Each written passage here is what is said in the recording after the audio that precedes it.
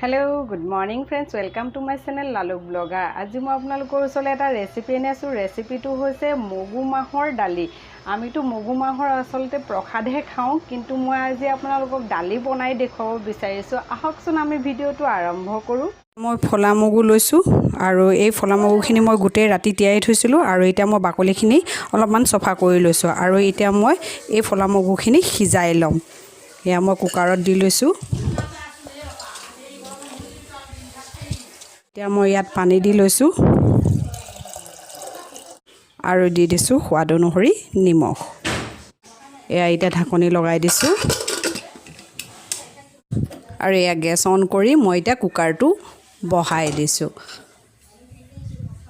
এই ডালিখিনিত প্ৰায় মই 3টা মান সিটি লগাই লম। এয়া মই এটা গোটা পিয়াজ লৈছো, ইয়াত লৈছো নহৰু প্ৰায় 10-12 ফুটা মান আৰু লৈছো এটুকুৰা আদা আৰু এই পিয়াজখিনি এতিয়া মই মিহিকৈ কুটি লম আৰু নহৰুখিনি মই এই ঠুকনিখনৰে গ্ৰেট কৰি লম। নহৰুখিনিও কৰি লম, লগতে মই আদাখিনিও কৰি লম। প্ৰথমতে মই পিয়াজখিনি কুটি লৈছো।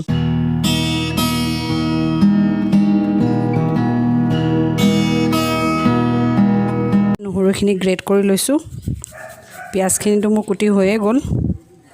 নহৰুখিনি গ্ৰেট কৰি হৈ গ'ল আৰু এতিয়া এয়া মই আদা টুকুৰাটো গ্ৰেট কৰি লৈছো।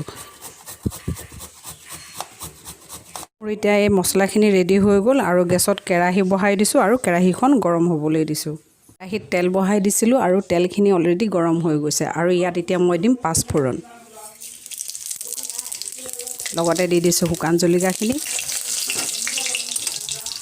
অকণমান মই ভাজি লৈছো। বাকি যিখিনি আছিলে পিয়াজ, কেঁচা জলকীয়া, তেজপাত, আদা, নহৰু গোটেইখিনি মই এতিয়া দি দিছো।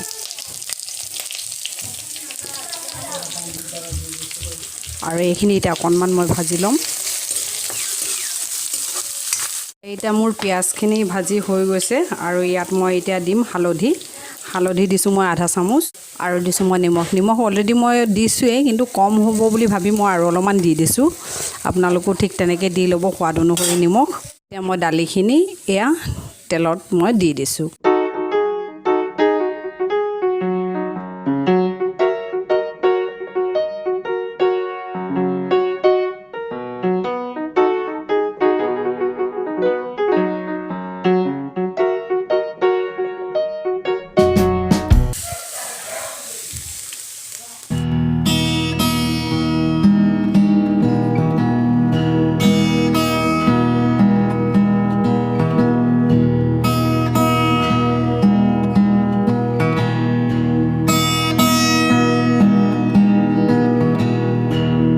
এইখিনি প্ৰায় মই 6 মিনিটৰ পৰা 7 মিনিটলৈকে উতলিবলৈ দিম আৰু এতিয়া দিছো মই এয়া চাম্বৰ মছলা প্ৰায় মই 1.5 চামুচ মান দিছো।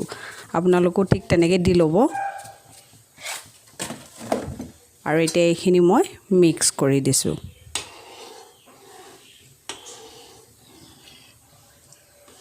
মোৰ এতিয়া ডালি উতলি গৈছে আৰু ডালিখিনি অলৰেডি মোৰ ৰেডি হৈ গ'ল আৰু আপোনালোকো এনেকৈ ঘৰতে বনাই খাই চাব। আৰু যদি মোৰ ভিডিওটো ভাল লাগিছে তেনেহ'লে লাইক, কমেণ্ট প্লাছ ছাবস্ক্ৰাইব কৰিবলৈ নাপাহৰিব।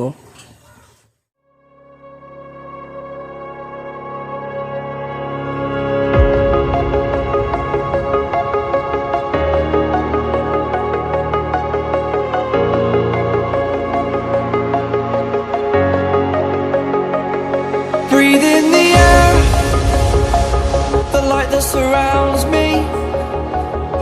If we hold ourselves together, we'll go far. Created a space, in my head it was empty.